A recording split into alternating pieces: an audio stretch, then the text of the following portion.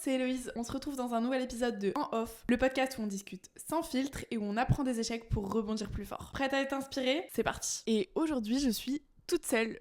Et oui, parce que je voulais vous raconter une histoire.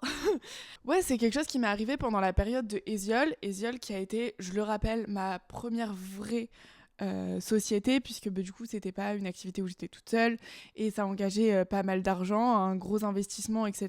Il y avait des stocks, il y avait des salariés, c'était un e-commerce en gros, donc une boutique en ligne, et du coup on gérait tout, c'était des produits de créateurs français, pour vous remettre le contexte vite fait. Et c'est l'entreprise que j'ai lancée quand j'avais 19 ans, avec laquelle j'ai grandi, avec laquelle j'ai beaucoup appris, avec laquelle j'ai fait pas mal d'erreurs, et justement je pense que ces erreurs, alors sur le moment je les ai très mal vécues, mais avec le recul j'ai un œil différent sur toutes ces bêtises qu'on pourrait dire, qui m'ont énormément appris, et du coup je trouve ça trop important de partager ces retours d'expérience, parce que peut-être que ça peut vous éviter de vous faire les bêtises, ou du moins d'en tirer certaines leçons pour avancer le mieux possible, quoi. Donc voilà, je voulais vous parler de ça. Aujourd'hui, on va parler de comment j'ai perdu plus de 10 000 euros. Je ne serai pas capable de vous donner le chiffre précis. Vous comprendrez pourquoi au fur et à mesure que je vais vous expliquer. Mais j'ai perdu plus d'une dizaine de milliers d'euros. Je pense que ça représente plus, mais c'est compliqué à dire. Donc on va dire 10 000 euros. Et ouais, ça pique, hein. 10 000 euros, c'est beaucoup quand même. Donc, ouais, j'aurais bien aimé les avoir sur mon compte plutôt que les avoir perdus. Mais c'est pas grave, j'en tire des leçons. C'est une leçon qui m'a coûté cher, mais je vous la partage aujourd'hui. J'ai voulu essayer de préparer ce podcast, mais j'ai pas réussi. J'arrivais pas à... En fait, je voulais faire une trame un peu, tu vois, pour pas oublier certaines parties. Mais j'ai pas réussi. Ça allait dans tous les sens dans ma tête. Donc je me suis dit que j'allais vraiment vous raconter ça, comme je l'ai raconté à mes copines, comme je l'ai raconté à plein de gens. Parce que vraiment, je trouve que cette expérience a été... Vraiment, je l'ai trop mal vécue quand je l'ai vécue, mais maintenant, avec le recul, ça va. Et du coup, elle m'a appris plein de choses. Et vas-y, je veux que tu puisses connaître aussi tout ça pour que ça puisse t'éviter peut-être de perdre pas mal d'argent aussi. Donc, du coup, avec Eziol, donc j'ai investi aussi au départ de l'argent, mais on va pas parler de cette partie-là de l'argent, on va vraiment parler de ce que j'ai perdu à cause de bêtises et à cause de gens incompétents. Oui. Je l'ai un peu encore au travers de la gorge, mais voilà, tu vois, maintenant je vis plus mal le truc. Genre, je vais pas dire que j'en rigole, parce que c'est pas un rire hyper content d'être là, tu vois, mais voilà. Donc, ce qui s'est passé, c'est quand j'ai créé Eziol, du coup, une société. J'avais 19 ans, on était en plein Covid. Et une société, tu peux pas la créer tout seul comme une micro-entreprise que tu peux créer sur Internet en 5 minutes, t'es fait. Bon, peut-être pas 5 minutes, mais vas-y, t'as compris. Une société, tu dois avoir un comptable, faire un dépôt en banque, etc., etc. C'est plus de démarches. Donc maintenant, j'en ai fait plusieurs des sociétés, j'ai envie de dire, c'est pas si compliqué, c'est chiant, mais c'est pas si compliqué.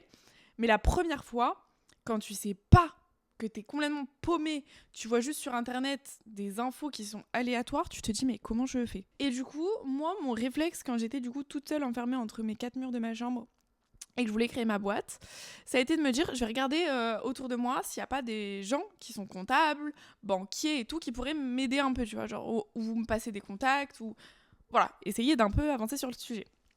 Du coup, je contacte quelqu'un qui est comptable, mais qui est plus du tout moi. Donc à la base, j'étais sur la région de Lille, qui est plus du tout sur la région de Lille, et qui me dit, écoute, je te donne un super contact et tout. Il est basé à Lille, et il a un très bon poste dans un cabinet d'expertise comptable. Vous comprendrez que je ne donnerai pas de nom parce que je n'ai pas envie d'avoir de problèmes. Les problèmes sont déjà allés assez bien loin, bien assez loin, c'est mieux, sur cette histoire. Mais bon, bref. Donc elle me passe un contact. Moi, je contacte cette personne. Comment on peut l'appeler ? Jean, on va l'appeler Jean. Jean, donc je contacte Jean en mode j'ai eu votre contact par un tel et tout, je fais ci, je fais ça et je voudrais créer une structure, je voudrais avoir votre avis et tout, c'est quoi vos honoraires, on peut se voir, etc. Jean, du coup, me voit dans son cabinet pendant que le cabinet du coup est fermé parce que le Covid, tout était fermé. Donc on se voit, on discute, il est en mode mais waouh, à ton âge tu veux faire ça, c'est incroyable et tout. Et honnêtement il m'apprend plein de trucs et surtout que la partie création d'entreprise, j'y connaissais mais que dalle. J'avais jamais vu ça en cours. Donc tout ce qu'il me racontait, je l'apprenais de lui, tu vois. Même si je me renseignais et tout à côté, hein, il m'apprenait v'là des trucs et je trouvais ça trop intéressant. Donc je vois Jean, très sympa Jean, tout vraiment, il est vraiment en mode c'est incroyable et tout. Et voilà, au fur et à mesure des rendez-vous, on se voit toujours pendant que le cabinet est fermé. Donc, entre guillemets, personne ne sait qu'on se voit. Genre, je veux dire, c'est noté nulle part. Il fait ça, genre, sur son temps à lui.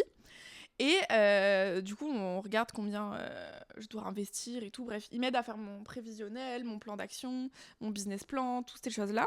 Et je lui dis, mais ça va me coûter combien la compta et tout, machin. Et il me dit... Bon, la compta, faut compter 800 € par an. Mais honnêtement, toi, je te demande rien, ça me fait plaisir. Et en plus, ça me fait... je vais pas trop donner trop de détails. Mais en gros, il intervenait à certains moments dans des écoles. Et du coup, il était en mode, en plus, ça me fait un truc à raconter à mes étudiants, tu vois. Genre un modèle, pas un modèle, mais genre un cas pratique un peu, voilà. Du coup, voilà, vraiment, il était en mode chill, je te demande rien et tout. Et à aucun moment, on signe un papier comme quoi on travaille ensemble. Vraiment, à aucun moment. Donc voilà. Donc déjà, le point, je vous le dis tout de suite, hein, les gars, 800 €, c'est pas 800 € un comptable à l'année. Hein. T'es plus proche des 3000, 4000 que des 800 €. Mais bon, soit, je savais pas moi, hein, j'étais pas au courant, c'était la première fois. Donc il me dit 800 € et tout, et en plus il me fait rien signer, et il me dit qu'il me fait ça pour le plaisir. Donc moi je suis en mode tranquille, tu vois. Donc le temps passe, c'est du coup son cabinet qui s'occupe de ma compta, il délègue à quelqu'un d'autre qui délègue à encore quelqu'un d'autre. Mais moi genre, vraiment j'ai pas de problème avec ça, en plus il fait ça, il me demande rien, il fait ça sur son temps à côté et tout. Moi je suis vraiment en mode je vous embête pas, genre... S'il y a un peu de retard sur les démarches et tout, je m'en fous. En plus, j'étais pas assez carrée sur le côté administratif. Et ça, c'est une erreur que j'ai fait. C'est que je ne faisais pas ma compta tous les mois. Et en plus, mes déclarations de TVA... Parce que tous les mois, tu dois payer de la TVA à l'État. Mais je vais pas trop non plus rentrer dans les détails, sinon je vais vous perdre. Mais en gros, mes déclarations de TVA, ils me l'avaient pas mis en mensuel. Donc en gros, où tous les mois, je paye un peu. Ils me l'avaient mis en annuel. Et comme mes déclarations, ma compta n'était pas faite au fur et à mesure des mois, j'apprenais littéralement à la fin de l'année combien je devais donner à l'État. Donc genre, à la fin de l'année, ils pouvaient m'annoncer que genre j'allais être prélevée dans 15 jours de 15 000 €, tu vois. Ouais, de ouf. Ah, franchement, ça fait toujours plaisir, hein. Donc voilà, bref, la compta était un peu bancale, mais j'avais mes torts, donc ça, je leur en voulais pas. Donc voilà, il n'y avait pas de problème à ce niveau-là et tout. Sauf qu'un jour... de la faute de Héloïse qui fait pas attention, hein, je suis responsable et tout, genre, alors, je suis pas 100% responsable, mais vas-y, on continue l'histoire. Sauf que du coup, on fait ma TVA de 1 an et demi, parce qu'en gros, alors attendez, je vais essayer de vous expliquer simplement, mais clairement. En gros, il fallait ma première année d'activité, sachant que mon activité a commencé en juillet 2020, ma première année d'activité, donc où il fallait faire un bilan comptable, etc., etc. C'était pas fin 2020, parce qu'il y avait que 6 mois, c'était fin 2021. Donc il y avait 18 mois d'historique. Donc fin 2021, pour faire le bilan, ils ont besoin de plein de papiers. C'est horrible à chercher tous ces papiers quand tu l'as pas fait au fur et à mesure. Je vous jure vraiment, s'il y a une morale déjà à retenir à partir de maintenant là, c'est faites votre compta au fur et à mesure, parce que après vous avez envie de pleurer, ok ? Donc je faisais pas ma compta assez bien au fur et à mesure et tout, et en plus j'étais perdue vraiment, c'était vraiment pas un domaine que je maîtrisais. Bref, je me retrouve fin 2021 avec 18 mois de compta à faire, avoir envie de pleurer. Et en gros, pour vous expliquer simplement la compta, il faut retrouver chaque justificatif de chaque dépense. Même si c'est 30 centimes, il faut la facture. Oui, c'est super chiant, mais tu te dis peut-être c'est pas si compliqué et tout, mais je te jure que quand t'as un prélèvement d'il y a 6 mois de 1,50 € et que tu retrouves pas ce que c'est, t'as envie de claquer ta tête, ok ? Donc voilà, donc déjà à partir de là, ça m'avait trop saoulée, mais ça, c'est de ma faute. C'est pas de leur faute à eux, tu vois, genre jusque-là, je suis la seule fautive. J'en assume mes erreurs et j'essaye maintenant d'apprendre de cette erreur et de faire ma compta tous les mois. Jusqu'à maintenant, j'ai presque réussi. Il y a juste le mois dernier, j'étais un peu en retard, mais sinon, je suis bon, tu vois. Bref. Donc, il fallait faire ça. Et ensuite, donc quand tu fais ta compta, tu dois mettre les justificatifs de tout ce que tu payes et tu dois mettre les justificatifs de tout ce que tu vends. Et du coup, chez Eziol, on vendait tout type de produits du quotidien. Donc, on pouvait vendre de l'épicerie, du thé, du café, des gâteaux, des bonbons, etc. Comme on pouvait vendre de la cosmétique, des produits d'entretien, de la déco, etc. etc. Et dans notre cher pays qui est la France, tu as plusieurs taux de TVA selon les produits que tu vends. L'alimentaire, je vais faire simple, hein, il y a d'autres taux mais je vais faire simple. L'alimentaire, en gros, tout ce qui est première nécessité alimentaire, c'est 5,5% de TVA. Et tout le reste, la déco, les soins et tout, c'est 20% de TVA. Donc déjà, c'est hyper chiant sur ton site de programmer tout ça pour facturer les bons taux de TVA, etc. etc.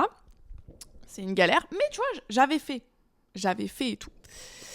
Et du coup, quand tu fais l'export de tes ventes que tu dois donner au comptable, t'as le taux de TVA à 5,5 et le taux de TVA à 20%. Donc t'as toutes tes ventes où t'as une TVA à 5% et toutes tes ventes où t'as la TVA à 20%. Je vais faire simple pour vous donner une idée. Sur 10 €, tu vois, je te fais payer 10 €, ok ? Je te vends un produit à 10 €. Si c'est de la TVA à 20%, je dois redonner 2 € à l'État, ok ? Pour la TVA. Si c'est un produit à 5,5%, je dois donner 55 centimes. Tu vois, il y a une différence quand même. Donc tu te dis, elle est pas énorme. Sur une vente, bon, si on se trompe, ça va. Sur 1000 ventes, ah bah la différence, c'est plus la même, hein. Et là, ça commence à chiffrer.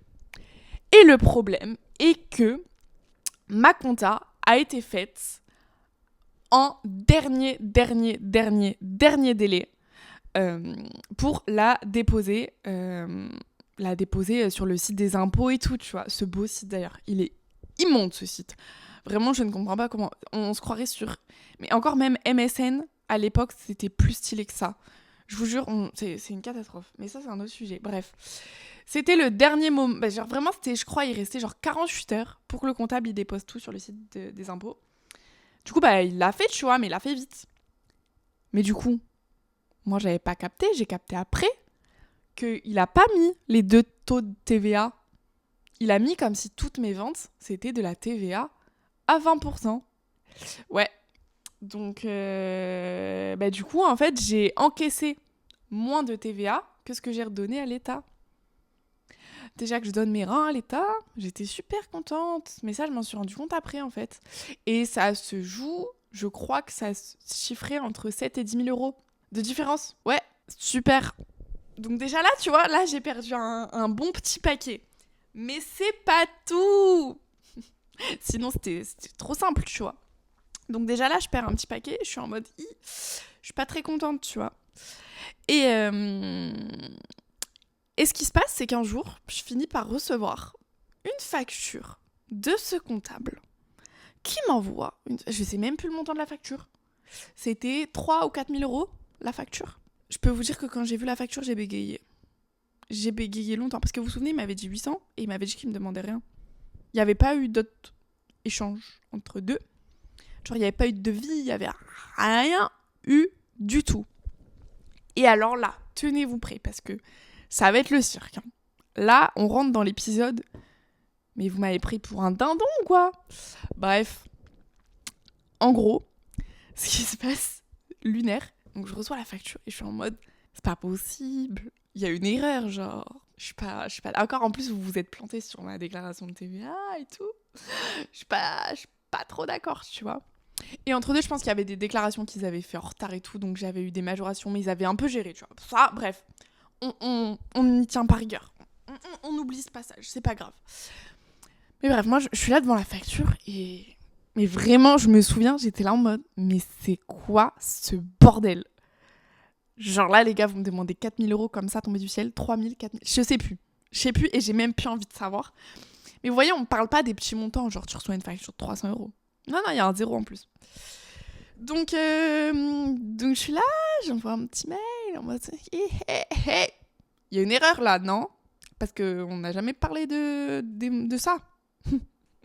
Ce serait bien de me prévenir et tout. Et du coup, ils me répondent, bah oui, mais on fait tes déclarations et tout depuis des années, donc c'est... Des années, non, depuis 1 an et demi. Donc c'est comme ça et c'est tout. J'étais en mode, mais attendez, mais moi j'ai rien signé, hein. J'ai rien signé. Et là, j'ai appris un super truc, encore dans ce beau système français, c'est qu'un expert comptable est un des seuls métiers, il y en a peut-être d'autres, je veux pas m'avancer, mais un des rares métiers où il peut te facturer sans t'avoir fait signer un devis ou quoi que ce soit. Pourquoi en fait vous avez le droit? Moi je peux pas, si j'ai envie un jour de facturer mon petit client comme ça, lui dire mec tu me dois 3 000 € du jour au lendemain. Je t'ai jamais prévenu hein, mais tu me dois 3 000 balles. Moi j'ai pas le droit. C'est normal. Mais eux ils peuvent. C'est quoi ce truc là, ce système? Je suis pas d'accord. Donc de là tu te dis bon, c'est pas grave, tu trouves un autre comptable, t'es pas contente, tu trouves un autre comptable et tu te casses. Ouais t'inquiète, c'est pas du tout si simple. Pas du tout. Parce que du coup, en fait, cette facture, je l'ai reçue... du coup, là, on était en 2022. Je l'ai reçue, je sais pas, genre en mars, un truc comme ça, tu vois. Donc, il y avait déjà 3 mois de l'année qui étaient passés. Donc, bordel. Parce que du coup, pendant 3 mois, faut pas croire, il m'a pas aidé, tu vois. Il voulait plus trop m'aider. Vu que je payais pas sa facture. Ce qui est légitime. Du coup, moi, je suis là, je suis coincée parce que tu vois, les impôts, ils t'envoient des petits courriers, des petits trucs, il y a des petites déclarations à faire. Mais comme je suis en société, les déclarations, je peux pas les faire moi, c'est au comptable de les faire. Mais le comptable, il les faisait pas. Mais du coup, qui est-ce qui devait payer des taxes non, pas des taxes, des amendes et des trucs. Bah, c'est moi. Et vous voyez, le mot dindon sur mon front, c'était clairement moi à cette période. Ouais, je pense qu'après cet épisode, et je pourrais vous en faire plein d'autres, des épisodes là-dessus, sur les conneries que j'ai faites, mais je pense que vous comprendrez pourquoi aussi j'ai arrêté au bout d'un moment, j'ai pété les plombs. Et donc bref, celui-là en fait partie. Et du coup, je trouve un autre comptable, tu vois, qui est en mode t'inquiète, je reprends le dossier et tout, t'inquiète pas.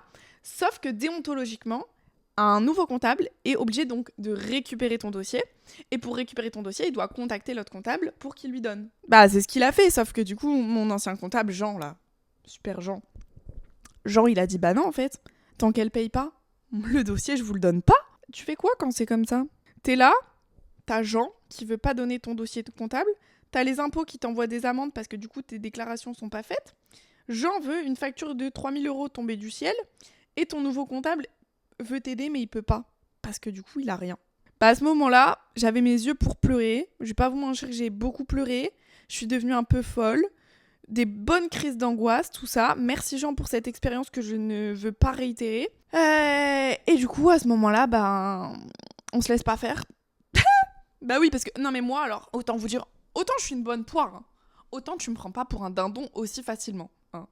Je vais pas vous mentir, y a une très grande leçon encore que j'ai appris et que je peux vous transmettre. Donc déjà, faites votre compta tous les mois. Et de 2, quand vous êtes en activité professionnelle, prenez une protection juridique dans votre assurance. Et ça, c'est pas négociable. Genre, vous allez payer 5-10 € de plus par mois, vous les rentabiliserez. Vraiment, écoutez-moi. Sur ce sujet-là, je suis la voix de la raison. Sur tous les autres, peut-être pas, mais celui-là, je suis la voix de la raison. Prenez une protection juridique dans votre assurance. Vous me remercierez un jour ou l'autre. C'est-à-dire que la protection juridique, en gros, le jour où tu as un problème juridique, comme ce petit problème avec Jean, t'appelles ta protection juridique et ils t'accompagnent un peu dans la démarche. Bon, ils vont pas tout faire pour toi et ça va pas tomber du ciel, mais ils t'accompagnent, t'as une oreille, t'as des juristes, t'as des gens qui sont spécialisés dans ce domaine-là qui vont te donner les bons conseils, les bonnes procédures à faire. Et si t'as des frais d'avocat, etc., t'as une partie qui est prise en charge. Et ça, je l'ai utilisé plusieurs fois, ma protection juridique, et je peux vous assurer que je l'ai largement rentabilisée. Donc voilà, mais je pourrais encore... Et vraiment, il y a plein d'histoires que je peux raconter. Il n'y a pas que celle-là. Hein. Parce que j'ai perdu des sous, je me suis fait prendre pour une pigeonne aussi. Non, mais il y a plein de trucs. J'ai trop d'épisodes à vous raconter. On va rester sur celui-là pour commencer. Hein. Je continue mon histoire. Donc, j'appelle ma protection juridique qui me dit, écoutez, faut saisir l'ordre des experts comptables. Je ne saurais pas vous expliquer exactement ce que c'est l'ordre des experts comptables, mais c'est pas ouf quand t'es expert comptable de te faire saisir par l'ordre, parce que c'est un peu genre le tribunal des experts comptables. Je vais faire simple, je pense que c'est pas exactement ça, mais c'est un peu le tribunal des experts comptables, et du coup ça salit un peu ta réputation. Et Jean était une bonne tête, tu vois, d'un très gros cabinet international. Bah oui, sinon c'est trop simple. Voilà. Donc, De là, je contacte l'ordre des experts comptables qui me dit faut faire ci, faut faire ça, etc., etc. Donc moi, je contacte Jean. Et Jean, je lui fais un mail où je lui dis mon coco, je vais pas payer ta facture. Parce que si, parce que ça, parce qu'il y a eu ces problèmes-là, parce que tu m'as fait perdre ça, parce que j'ai eu des problèmes avec les impôts, parce que j'ai eu ci, parce que j'ai eu ça, et parce que tu m'as jamais rien fait signer. Et parce que oui, je vais pas vous faire tout l'épisode, mais il faut savoir qu'entre-temps, moi je lui disais, j'ai pas eu de lettre de mission. Parce qu'un comptable est censé te faire signer une lettre de mission. Bon, il peut te facturer sans ça apparemment, mais il est censé te faire une lettre de mission. Et du coup, ça, je lui avais dit. Je lui ai dit, mais j'ai pas eu de lettre de mission, j'ai rien eu. Il m'a envoyé une lettre de mission. La facture, il me l'a envoyée genre... Je sais plus me l'envoyer quand. Genre, c'est pas les vraies dates que je vais vous donner parce que j'ai peur de dire des bêtises, mais pour vous donner un exemple, genre, il m'envoie une facture qui date genre de mars, tu vois. Et la lettre de mission, parce que je lui dis, j'ai pas de lettre de mission et tout, elle datait de juillet. Genre de juillet 2022, tu vois. Alors que la lettre de mission, elle datait... la facture, c'était pour la période genre 2021, tu vois. Et la lettre de mission, elle était écrite en juillet 2022. Genre, ça n'avait aucun sens. Vraiment, ça n'avait aucun sens. C'était lunaire, vraiment. Et en plus, c'était signé de leur part, mais pas de la mienne. Genre, il y avait rien qui collait. Je m'étais dit, mais vraiment, quand j'avais vu les trucs, j'étais en mode, mais attendez, il y a des gens qui ont signé ça et ils étaient 3 à avoir signé. J'étais en mode, ils sont 3 à avoir signé et pas s'être rendu compte que c'était complètement crétin ce qu'ils m'envoyaient. Bref, soit. Et en plus, il faut sachez que la lettre de mission, du coup, a été faite après qu'ils aient fait la mission. Mais ils ont quand même mis dans la lettre de mission des trucs qu'ils n'ont pas fait dans la mission. Et ils étaient trop forts, vraiment. Et une petite médaille, hein. Petite médaille, les gars. Bref. Donc, l'ordre des experts comptables me dit de pas me laisser faire, de faire ci, ça et tout. Et du coup, je finis par... Mon courrier était prêt à partir pour l'ordre des experts comptables, où vraiment, là, on partait dans des procédures qui allaient pas en finir. Pour vous donner un détail, ça faisait 1 an que j'avais reçu la facture et 1 an que je me battais. Donc 1 an que je me tapais tous les mois des amendes des impôts. Les amendes des impôts, c'est pas 100 €. Hein. On est plus aux alentours des 800. Voilà. Merci bien, Jean, pour cette super expérience. Donc voilà, je suis au bout de ma vie hein, avec ce truc-là, j'en pouvais plus. Ma mère m'a énormément aidée sur cette partie-là quand elle est venue chez Esiol. Parce que honnêtement, je n'avais plus la force de me battre contre ces... Je vais pas donner d'insultes, contre ces superbes personnes pas très compétentes. Voilà. Et du coup, mon courrier allait partir à l'ordre des experts comptables, et du coup, là, on partait dans des procédures et tout. Et juste avant, du coup, je leur ai fait un mail où je leur ai dit alors, écoutez, c'est très simple.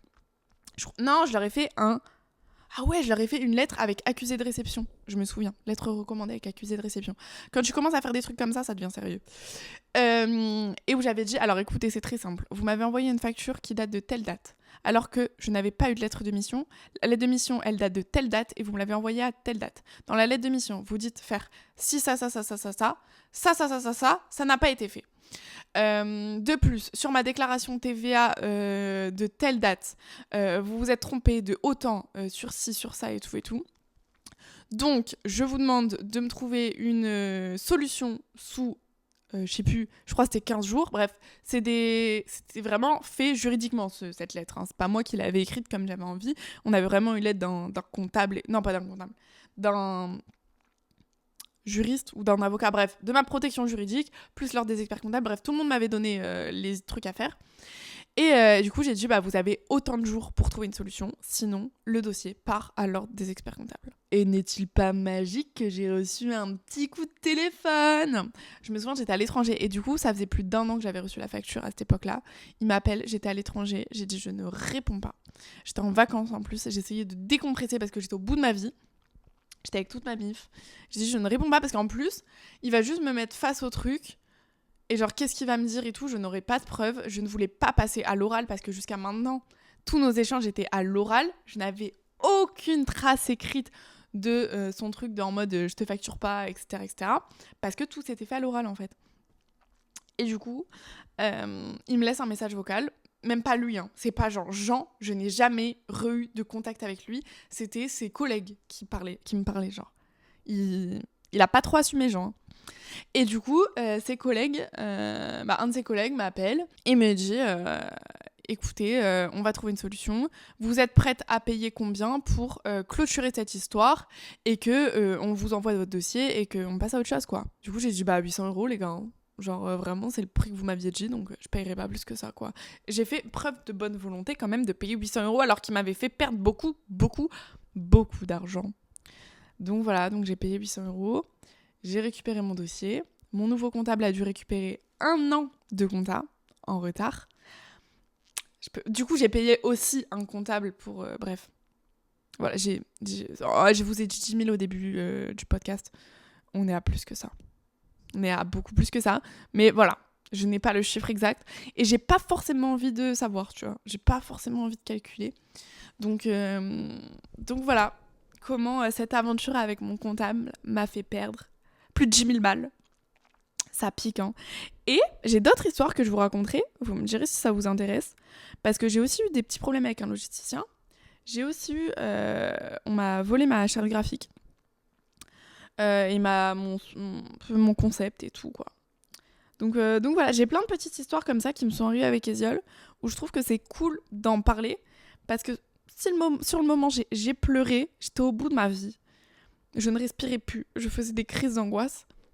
Maintenant, j'en tire une leçon. Et je me dis, il faut que ça vous serve de leçon. Donc, faisons une petite morale de cette histoire. Faisons une petite morale ensemble. Parce que, histoire que, au moins, ce podcast, vous l'ayez écouté, vous ayez appris des choses. De 1, j'ai dit quoi ? Faites votre compta au fur et à mesure du temps. Gardez tous vos justificatifs. Même quand vous allez payer un café à 1,50 €, on garde le ticket. Et on le met dans une petite pochette. Comme ça, à la fin du mois, on a tous les justificatifs. On n'est pas en train de pleurer à plus savoir c'était quoi les 1,50 € de la dernière fois.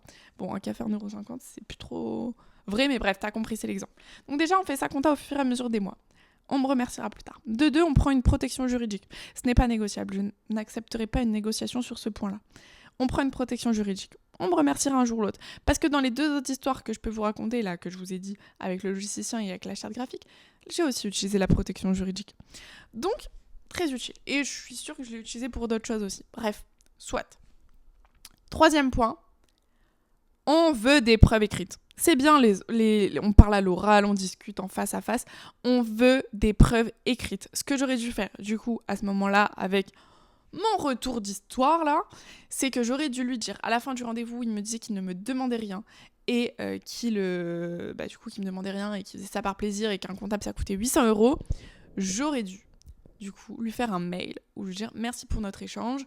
Pouvez-vous me confirmer qu'un comptable me coûtera 800 € par an et que pour l'instant, vous me demandez rien, etc., etc. Et j'aurais dû lui faire un mail écrit où du coup j'avais sa réponse à l'écrit qui me disait oui. Genre vraiment, j'aurais dû faire ce point-là, au moins ça m'aurait aidé dans tout ce petit cheminement qui était vraiment pas fun. Ça, et un autre point, faites des contrats, faites des contrats. Je sais que c'est trop chiant à faire, et faites pas des contrats en mode vous allez les télécharger sur internet, ça sert à rien. Parce que dans votre contrat, il suffit qu'il y ait une ligne qui soit mauvaise, votre contrat il sert à rien. Donc bon, au bout d'un moment, c'est con de faire un contrat s'il sert à rien. Donc, votre contrat, vous demandez soit un avocat, soit un juriste. Je pense que maintenant, il y a même des sites qui sont spécialisés pour faire des contrats pas trop chers. Mais croyez-moi qu'un contrat, même s'il vous coûte un peu au début, à la fin, le jour où il vous protégera, il vous aura jamais coûté trop cher. Et vraiment, je pense que ça, c'est des points, se protéger, c'est des points sur lesquels il faut pas avoir peur de sortir la carte, même si c'est chiant. Regardez combien j'ai perdu. Voilà. Hein ? Voilà. J'aurais mieux fait de sortir la carte pour faire des petits contrats. Hein ? Voilà. Donc voilà, c'était mes petites morales de l'histoire. Je pense qu'il y en a peut-être même d'autres à ressortir. Je sais pas. Mais du coup, oui, faites-vous bien accompagner. Et oui, il y a un truc dont j'ai pas parlé, c'est que c'est du coup ce comptable qui m'a dit comment monter ma structure, combien investir, qui m'a dit de pas faire de prêts et de prendre sur mes économies, etc., etc. Et avec le retour d'expérience que j'ai, j'aurais pas dû faire ce qu'il m'a dit. À la limite, je pourrais en reparler dans un autre podcast, mais bref, j'aurais pas dû faire ce qu'il a dit, mais je lui en veux pas, hein, parce que ça, voilà, c'est mes décisions. Genre, il m'a accompagnée et tout. J'ai pas de problème à ce niveau-là. Genre, vraiment, c'est pas ce point-là que je lui reproche. Donc voilà, mais du coup, ce que j'aurais dû faire, et peut-être que ça peut vous aider, c'est prenez l'avis de plusieurs personnes. J'aurais dû demander à peut-être un deuxième comptable, à aussi un banquier, pour avoir vraiment des points de vue différents, parce qu'ils ont tous un point de vue hyper différent selon leur métier, et aussi à un gestionnaire de patrimoine. Ça peut paraître bête, on se dit les gestionnaires de patrimoine, c'est une fois que tu as beaucoup d'argent. Non, parce que le gestionnaire de patrimoine, c'est lui qui va te dire comment bien placer ton argent et comment faire en sorte que le jour où tu gagnes, ben tu gagnes bien dans le sens où tu vas pas où tu auras déjà bien fait les choses et du coup tu vas pas perdre d'argent parce qu'en fait faut savoir que quand tu commences à gagner de l'argent tu payes beaucoup de taxes et tout et du coup lui en fait il va un peu t'accompagner pour que le jour justement où tu vas gagner de l'argent tu aies déjà bien fait les choses pour optimiser au mieux toutes ces taxes et que tu perdes pas trop d'argent en les payant quoi. Voilà, parce que ça, on peut se dire au début, je gagne rien et tout, donc c'est pas grave. Oui, certes, mais le jour où tu vas gagner, tu vas regretter de ne pas avoir déjà bien fait les choses parce que du coup, ce sera différent. Bref, voilà, c'était mes petits retours d'expérience, les petites choses que j'ai appris. Du coup, ça m'a duré 2 ans et demi cette histoire, ouais, dont 1 an de procédure. Et c'est vraiment pas fun, mais du coup, voilà, encore la morale de ce podcast, c'est que entreprendre, c'est des épreuves, c'est des obstacles. Il faut pas se laisser marcher sur les pieds. Il faut surmonter les obstacles, même quand c'est très dur. Et je sais à quel point ça peut être dur.